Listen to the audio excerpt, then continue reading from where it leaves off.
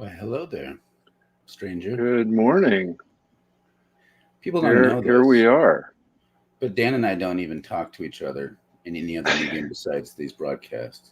So I haven't seen Dan in a long time. Just In kidding. months. Months. That's not true. Hey, That's not true. good morning, Ellen. Good morning, I Gus. guess. Hey, Yeah, it's great. It's great to be back. We've had our big hiatus, hmm and now we're here again. yeah, and we're gonna we can talk in a little bit about some shifts we're gonna do because we used to do it every day almost, and we did it a few times a week. Now we're going to do it even a little less. Yeah, But it's like now we're like saffron. A little goes a long way. that's a long way. Hey, everybody. Yeah, Susan, Ceres, Lena, Gonna try to put all DJ. these up. Yeah, oh, from the Philippines. Hiatus Woo! means nobody wants to work. Well, I don't want to work anymore. Yeah, But I don't. This is more like play than work to me. yes. Really nice from the Philippines. Yeah. The big change. I mean, lots changed in our lives Yes. in this pandemic. One of them is like I have this mug that someone sent me from a coffee shop in Detroit, and it's the name of the coffee is Ash Coffee. Ooh, Ash So coffee. it's validation from the universe. And you've got your coffee colors on Yep. today. I'm coffee It's girl, all coffee it's all shop working girl. together. I'm 90s coffee shop girl today. That's kind of really, I'm barely only kidding. Hey, Tyler. And right, lots happen in the world. Um, yeah. Hey, Kevin. Hope you're feeling okay. Um, all right. Wow. We could just spend the whole half hour saying hi Saying to people. hello. That'd be great. Hello. Hey, I mean Bev. That's that's kind of good. the digital version of the Danish concept of hygge, where it's just all Uh-huh. cozy and Oh, hey, Phil. hey. Oh, this is really fun. Let's just say hello. so what we thought we'd start out talking about with this episode, yeah, is this whole issue of change and transformation. Because hmm obviously we've got a lot of that going on. And, I spent a month basically in silence, which I got to tell you is really something else to do. In a month, I literally had like 5 conversations, um, and obviously you've been undergoing a lot of change and transformation, and with the pandemic, we keep talking about how the whole world is changing, even though we're trying to avoid that. And I think if we look at our country, we are seeing a lot of people spending a lot of energy trying to not change. Yeah, Um, yeah, and the change is a mixed bag because there can be like we talked about this 11 1100 episodes ago. I can't remember the number about progress doesn't necessarily mean good. It just means a right? succession. And so broadly, like change happens. It can be good or Yeah. bad. And resisting it, change can be good sometimes, but like not Mm-hmm. if the only motivation is like I don't want anything to change. Like Right. because there's downsides to stagnation or Mm-hmm. or even to the idea like the myopia of thinking the status quo is the best we can do, and I'm just not going to think about those people who are suffering over there, which is kind of the Yeah. big status quo impulse. Yeah. Yeah. But one of the things that I spent a lot of time thinking about and studying. So I was in Ireland, and I was in this part of Ireland called Glendalough, which Which is basically means the beautiful. Glen of Two Lakes. Yes, it's absolutely gorgeous. It's near the Wicklow Mountains, Which and is scary to drive on if you've never driven on the wrong side of the car with your left hand using the stick shift on the wrong side of the road. yes, Hypothetically, yes, with their hypothetically sheep, you're on speaking. top of a mountain, an Irish mountain, but then in these tiny narrow roads, and there are sheep in front of you, and you're trying to drive everything backwards. Yeah. Anyways, Yeah. trauma's still Yeah. there. Well, and then you get to some of the roads go to single lanes, right? One track roads, and I'll tell you, And then you drive and if you're like, you if well, if one of us has you to if you back up. weren't if you weren't into praying before, you drive one of those roads, you get into praying very quickly. There's a fine line between praying and cussing constantly. Yes, exactly. Um, But this is an area that has a very rich contemplative tradition that was started by a guy whose name in English is hilarious Kevin. for an Irish monk. Yes, Kevin. Hey, Kevin. It was Now nobler in back then. Now it's just some yeah guy, like a now in little kid from Home Gaelic, Alone.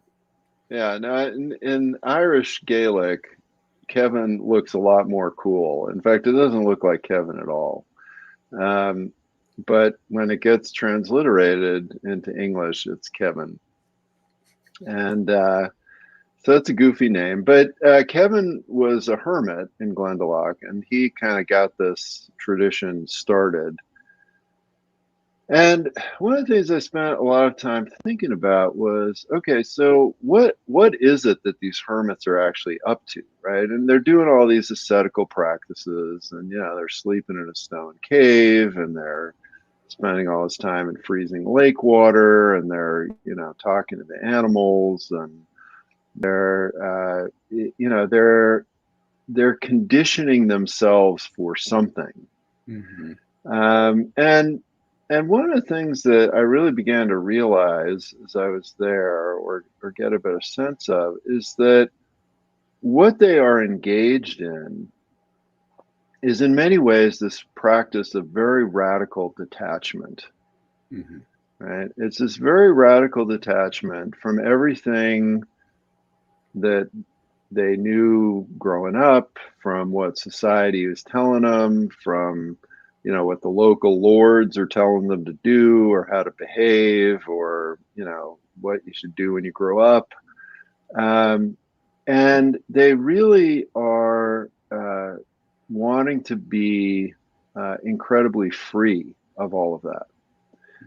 Which then, of course, means two things. One is that they sort of have infinite flexibility, right? I mean, it's like, my life already sucks so bad, like you can't make it any worse. It's kind of the attitude. Well, I mean, it harkens back to, I know he's a controversial guy, but the Apostle Paul saying, "Look, I've been shipwrecked, I've been beaten, I've been stoned, Right? motherfucker, I can do all things through Christ who gives me strength." And like that seems like a boast, but like, and I don't want to glorify suffering, but at the same No. time, when you endure suffering, in some way, whether it's through more of the red martyrdom type where you're being persecuted, or the white martyrdom of kind of like self, challenging yourself, like you're talking about, it does give you more capacity, potentially. Right. Sometimes we just get Yeah. traumatized and act out, Right. which is also part of the Right. challenge. Yeah. Yeah. So that's the one side of it. And then the other part of it, when there is this incredible space and freedom, you then can do a lot of really good discernment work, right? So you can really listen very carefully for where is it that this invisible spirit is moving. And because you have a lot of freedom and flexibility, you can follow what you're hearing, what you're discerning.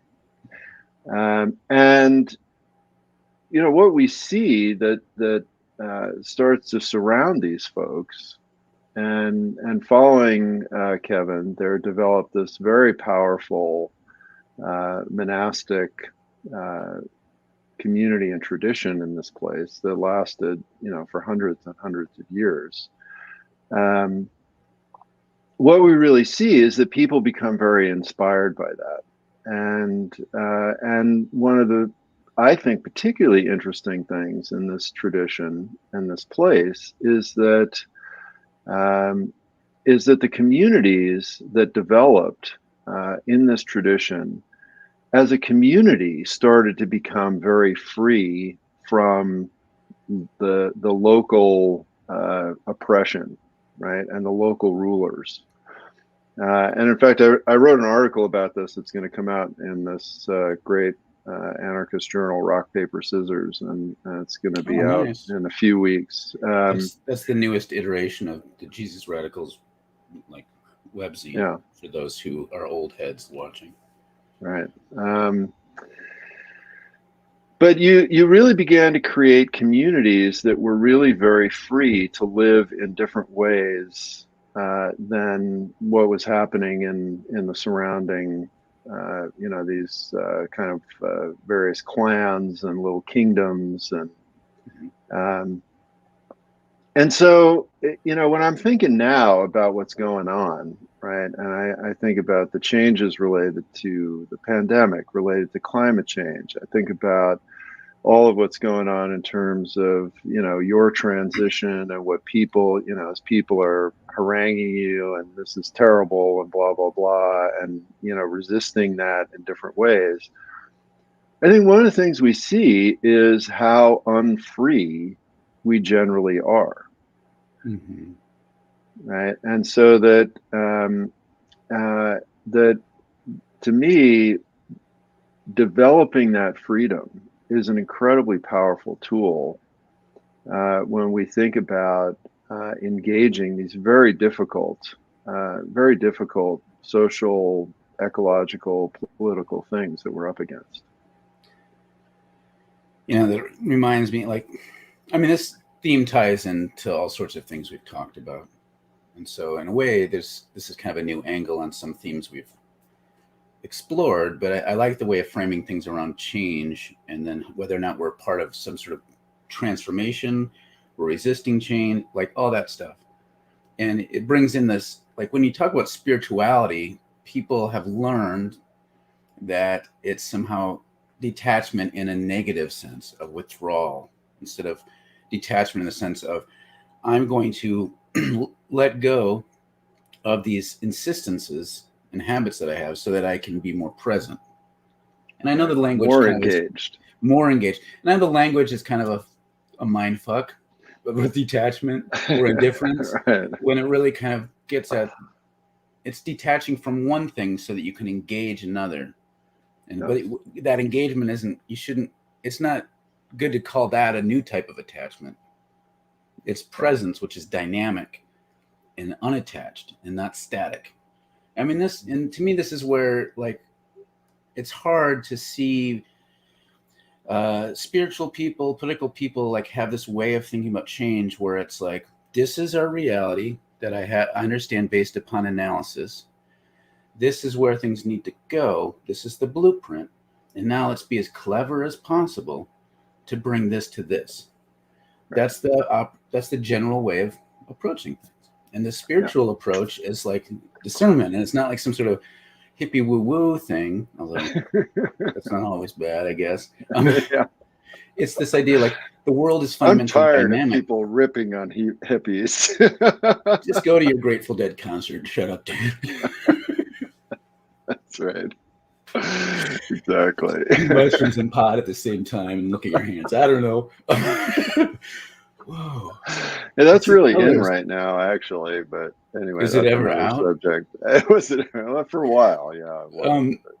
But anyway, before I lose my track of thought, this idea of discerning the dynamism of the movement of the spirit, understanding that we are prone towards self-deception and static thinking, is imperative. And that discernment isn't just about the Holy Spirit as some sort of abstract, transcendent thing. It's the realization that our own deepest longings are tied up with this spirit stuff, and our presence with other people and like even with the rest of creation that we don't normally think of as persons. Right. Really being present to it and discerning the possible is really not easy. It is not easy, and we take it for granted. And this is kind of this is what the spiritual life is about, particularly when we think about it in relationship to systemic shit. And so that's why we did, it's why we've launched our 2-year program. It's what I'm doing my DMin. And, a seminary about this is really important. And now is the time. Yeah.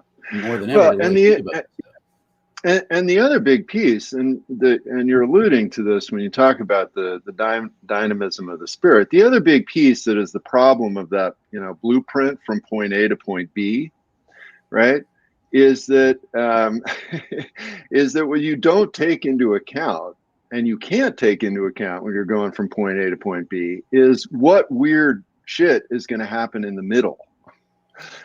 Right. And, if the pandemic has not taught us that we do not know what the fuck is coming down the track, I don't know that we will ever learn that. But that is really one of the biggest central issues around this entire conversation about, our planning concept versus discernment. Because you can plan all you want. I had all kinds of plans for 2020, all kinds of plans, and they all got destroyed, right? Along with all of your plans and everybody else's plans and everyone that's listening, right? And so, what discernment takes very seriously is the fact that there is an entire movement of activity, of energy, of karma, whatever you want to call it, that is going on that we generally are completely unaware of, and that our predictive powers are pathetic and meager and almost non-existent, right? And so, there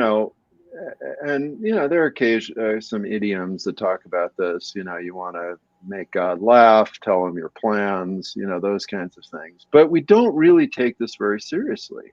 Not collectively at all. Yeah, we do not take this seriously. And so, what discernment does, and again, when I think about these hermits and their lives, what they're doing is taking very seriously the fact that what I need to do is actually get very, very still and quiet to listen to this movement that is going on that I generally am very unaware of. And so how do I then begin to participate in that movement? Right? And the challenging thing is a lot of us aren't able to do the hermit thing, and to put it in a different kind of perspective. Like I can't be sure, but I'm pretty confident that if the pandemic hadn't hit and my life hadn't gotten spun out in some ways, I wouldn't have been able to notice that I'm trans. Right. And this is important to really think about this in terms not just of queerness, but with all of us. Yeah. First, when things started getting difficult out there, I didn't just say, "Oh, that stuff's difficult there." It had me turn inward. And there's negative ways of turning inward, like kind of being crushed on the way to depression.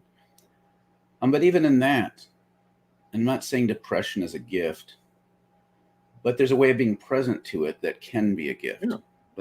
And so for me, noticing like, well, what's going on? I'm feeling all these agitations, and I need to sit with it instead of just pushing them away because they don't fit the plan. I had no plan in 2020, like 2021, at the end of it, I'm going to go queer, yo. I'm going to go all out.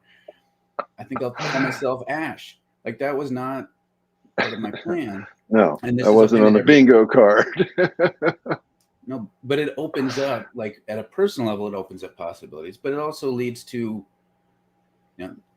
collectively being aware of these shifts opens up possibilities, which is beautiful and also scary.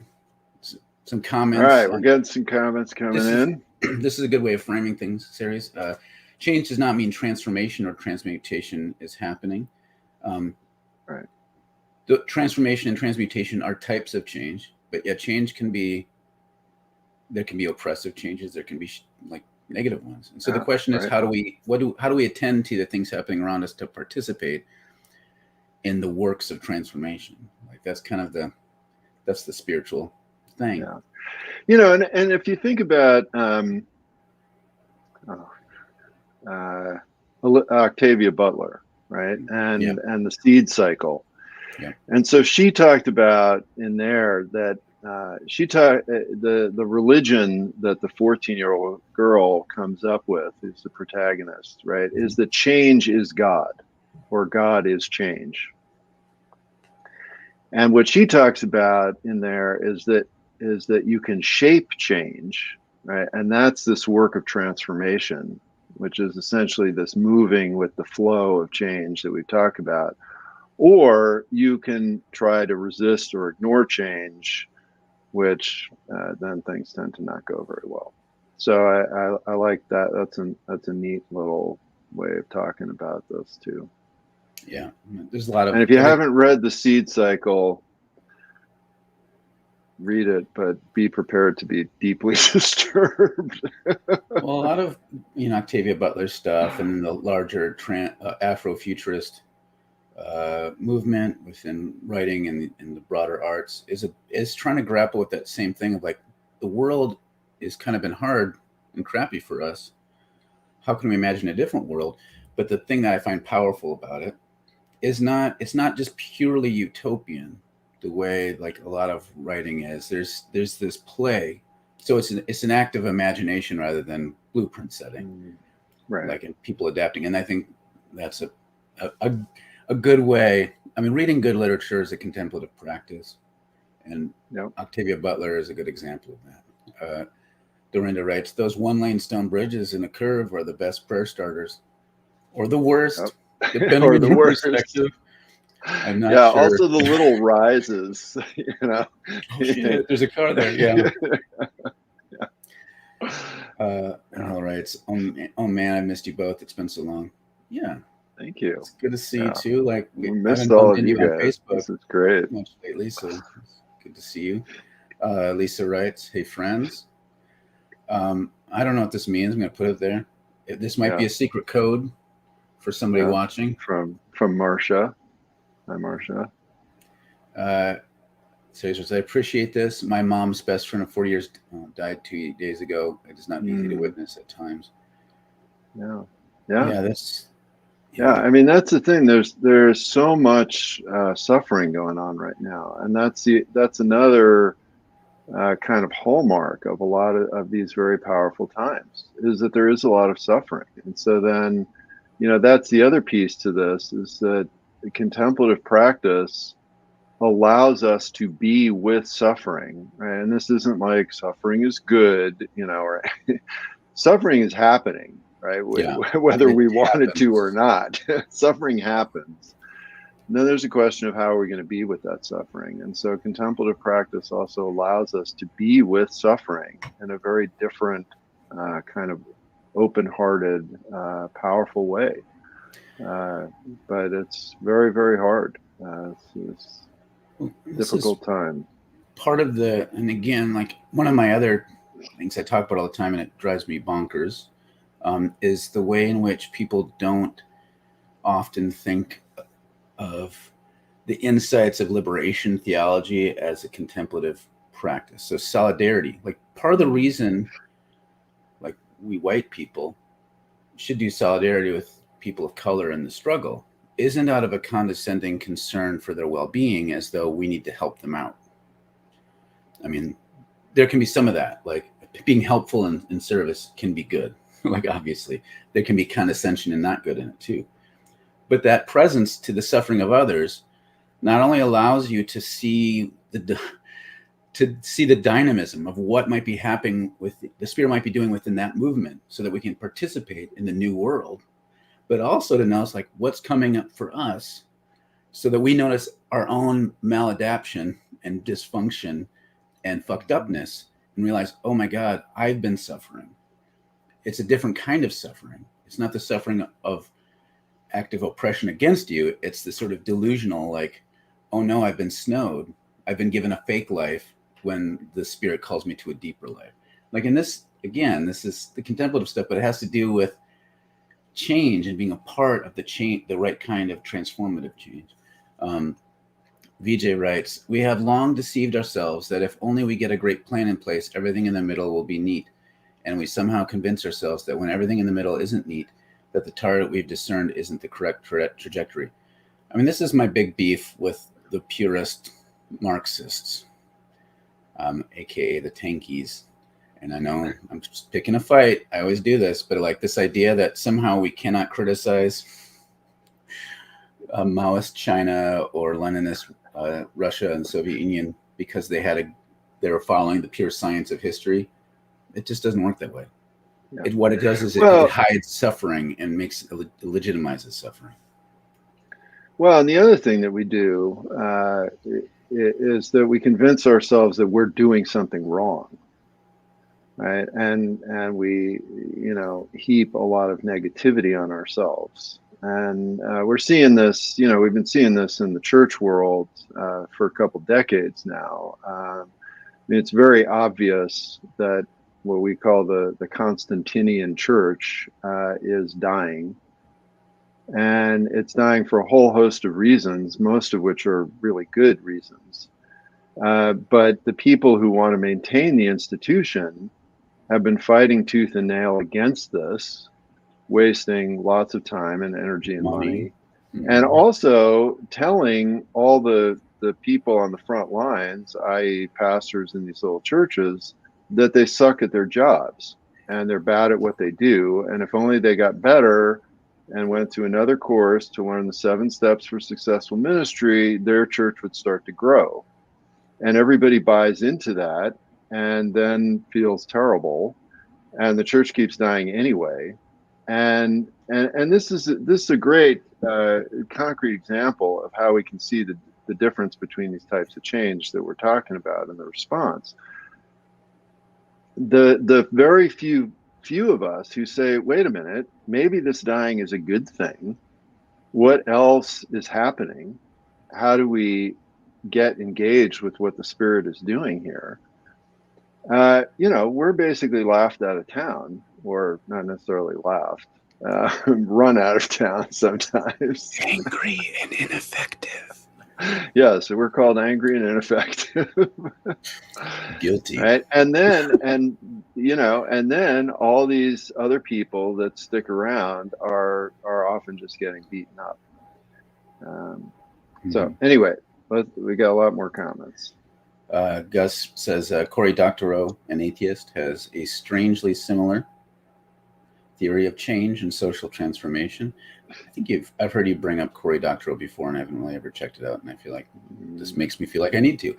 He uses hill climbing as an analogy to get to a local peak, look for a high point, and reevaluate constantly. Yeah. Ceres writes, the only thing that has helped me was being rooted in our desires from our souls to the point that we are not so rattled by plans being destroyed. Yeah. Getting in touch with deep longing is crucial. And it's, again, like talking, as Dan was talking about with the church kind of declining in ways that are probably ultimately helpful. I think some of the paradigms that have been embedded with that need to die too. And one of them is this idea of spirituality, Christian spirituality in particular largely being about self-abnegation. Take up your cross. And this is one of the reasons I get a lot back. This has been the big thing that's happened with me. I came out before we took break, but during this break, I've tried to set new boundaries and also post a lot about self-love as a good thing. And that reaction to that has been stronger than me coming out, because it's so, like, we don't know how to think about radical self-love in a way that is mutual and connects to broader stuff. And so any expression of self-love is seen as narcissistic and to the exclusion of other people. And so to me, this idea, as Ceres brings up, our own longings and desires are part of where we touch the divine, not just like, oh, I want to tap that kind of desire, although there's something powerful about erotic desire, but like underneath our desires, there's core deep longings that are part of who we are as beings. And we need to honor that. And we don't really pay attention to it. Yeah, and this is also something that I see all the time that gets lost in reading contemplative writings, that I keep trying to encourage people to come back to, is that, because people will get stuck on, it's, get rid of yourself, get rid of your selfishness, blah, blah, blah, blah. What people, I think, need to start with is the fact that these people were completely blissed out. Like, they were having a great time. Right? They were in an ecstatic state. And that is the ground of all of their work, right? And so that uh, and unfortunately that gets lost very quickly, and particularly within oppressive and abusive church circles.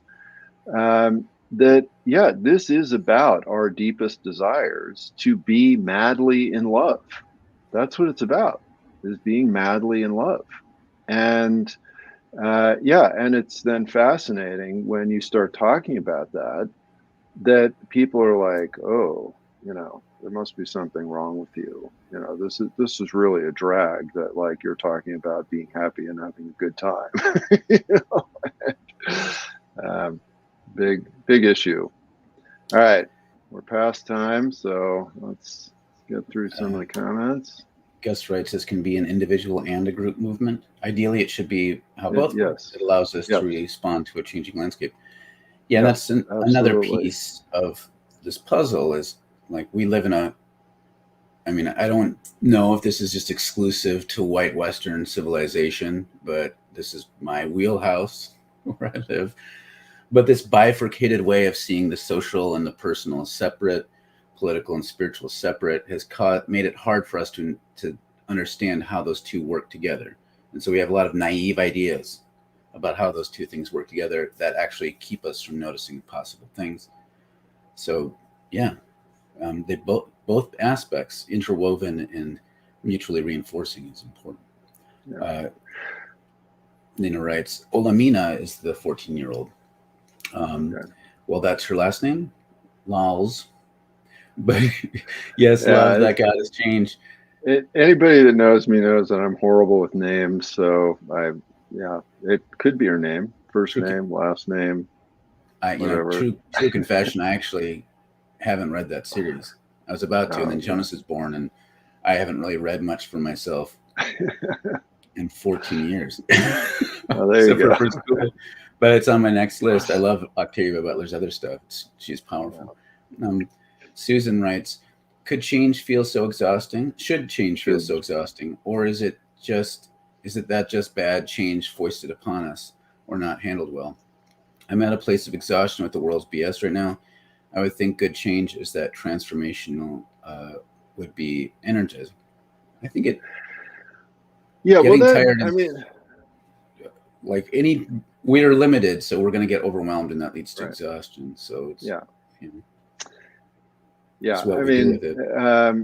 that would be maybe a great topic for next time. But yeah, powerful transformational moments often feel exhausting and overwhelming.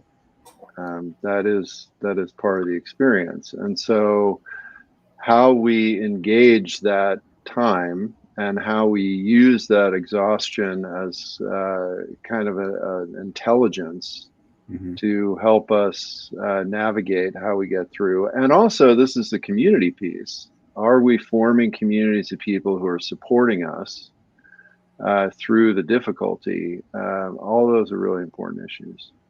Yeah, I think spending more time on that particular tired revolutionaries, Yeah. tired, like, yeah, rest, all that stuff is huge. And I know we all feel it. And I also just want to add, like, positive change can be exhausting too, Yeah. because excitement and energizing is also a type of stress. Your body can only do so much of it.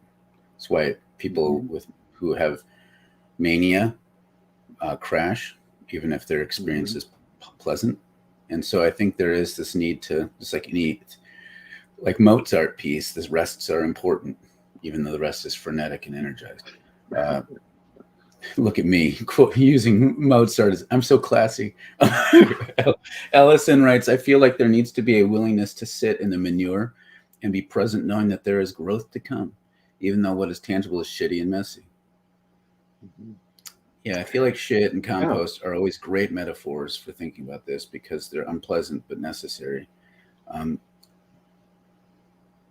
There's plenty of compost in our lives. Well, and you know, sometimes you're just in a shitstorm, right? And so whether you're willing or not, you're going to be in it. And so, right. So then the question is, how do we engage that? And so the willingness that you describe, is this openness to whatever is coming, whatever is happening, and that's also essentially the discernment posture. I'm teaching a class right now in Catherine of Siena, and we just read a beautiful thing where she talked about this. That as we go deeper in this love connection with God, we are content with whatever comes our way, whether it's good or bad, and we move with that. But again, this is not a superficial, just like Hakuna Matata. I mean, this is a very challenging practice. But then it leads to something else. Andy writes, I love the comment written above, Ash. I'm stealing it from my sermon on Sunday. I don't know if you're talking about the original post description, whatever. Comment. Property Steal is away. stuff. Just doesn't belong to me. Property is stuff. Sorry, a little bit of anarchist one-liners. Nell writes, oh man, self-love. This is such a critical issue for me as I struggle with anxieties and depression. And I've continually come to realize that I won't be able to fully love others till I can be madly in love with myself. I mean, this is the thing that's hard. Like, I don't agree with the general idea, which isn't what you're saying, by the way, like that if you don't love yourself, you can't love others.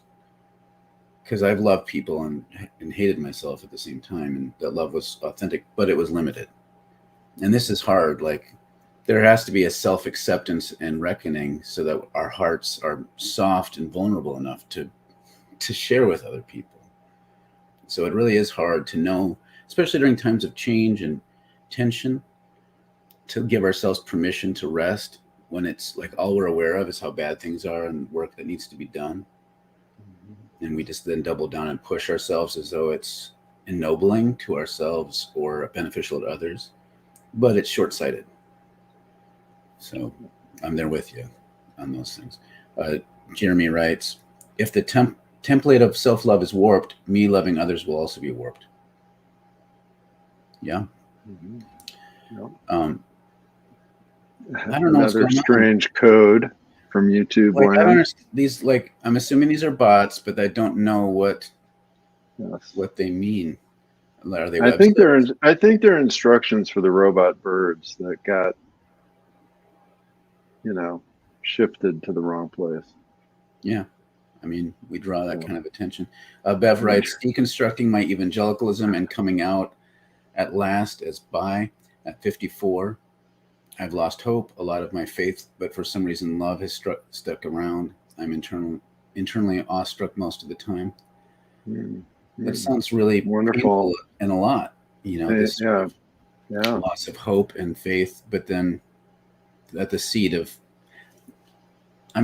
love and compassion, I think rebuilding from that point, any sort of sense of hope and faith will be so much better than the sort of conformed, constrained evangelical shit, which I know that we both understand what that's like. Kevin writes, sorry for knocking. Dan made fun of the name Kevin earlier, not me.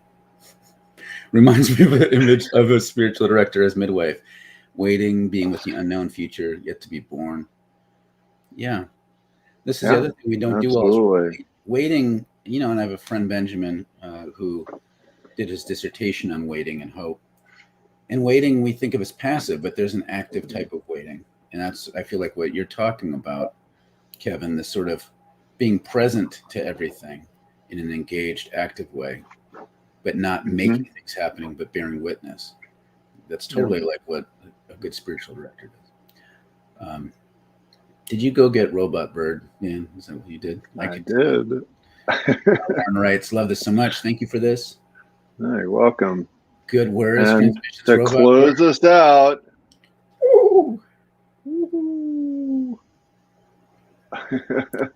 I know we want to close with Bubo. Maybe Bubo can say goodbye at the end, but Bev says, love your earrings, by the way. Are they tree seeds?